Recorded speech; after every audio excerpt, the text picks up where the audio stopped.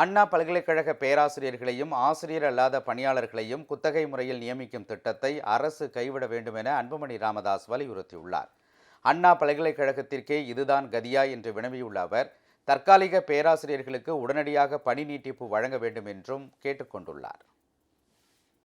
பாமக தலைவர் அன்புமணி ராமதாஸ் வெளியிட்டுள்ள அறிக்கையில், சென்னை அண்ணா பல்கலைக்கழகத்தின் மொத்தமுள்ள 20 வளாகங்களில் பணியாற்றி வரும் 502 பேராசிரியர்கள், 1635 ஆசிரியர் அல்லாத பணியாளர்கள் என 2100க்கும் மேற்பட்ட தற்காலிக பணியாளர்களுக்கு நடப்பு கல்வியாண்டுக்கான பணி நீட்டிப்பு இன்று வரை வழங்கப்படவில்லை என குறிப்பிட்டுள்ளார்.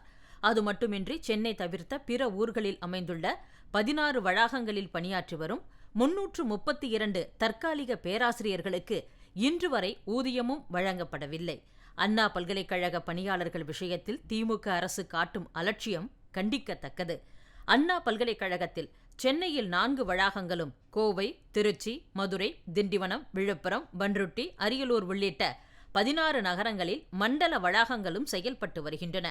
சென்னை வளாகங்களில் 170 பேராசிரியர்கள், 713 ஆசிரியர் அல்லாத பணியாளர்கள் என மொத்தம் 884 தற்காலிக பணியாளர்களும், வெளியூர்களில் உள்ள 16 வளாகங்களில் 332 பேராசிரியர்கள், 922 ஆசிரியர் அல்லாத பணியாளர்கள் என மொத்தம் 1254 தற்காலிக பணியாளர்களும் பணியாற்றி வருகின்றனர். அவர்களுக்கு 6 மாதங்களுக்கு ஒருமுறை பணி நீட்டிப்பு வழங்கப்படும். ஆனால் ஜூலை முதல் 6 மாதங்களுக்கு இன்னும் பணி நீட்டிப்பு ஆணை வழங்கப்படவில்லை.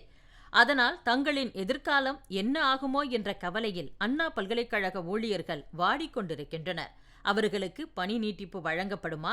தற்காலிக பேராசிரியர்களுக்கான ஜூன் மாத ஊதியம் எப்போது வழங்கப்படும் என்பது குறித்து தமிழக அரசு எந்த விளக்கமும் அளிக்கவில்லை. அதைவிட அதிர்ச்சியளிக்கும் செய்தி என்னவென்றால், பேராசிரியர்களுக்கும் தற்காலிக பணியாளர்களுக்கும் ஜூலை, ஆகஸ்ட் ஆகிய 2 மாதங்களுக்கு மட்டும் பணி நீட்டிப்பு வழங்கப்பட உள்ளதாகவும், அதன் பிறகு அவர்கள் அனைவரும் பணி நீக்கப்பட்டு மனிதவள நிறுவனங்கள் மூலம் பேராசிரியர்களையும் ஆசிரியர் அல்லாத பணியாளர்களையும் குத்தகை முறையில் நியமிக்க அரசு திட்டமிட்டிருப்பதாக கூறப்படுகிறது. தமிழக அரசின் திட்டம் உண்மையானால் அது மிகவும் ஆபத்தானது.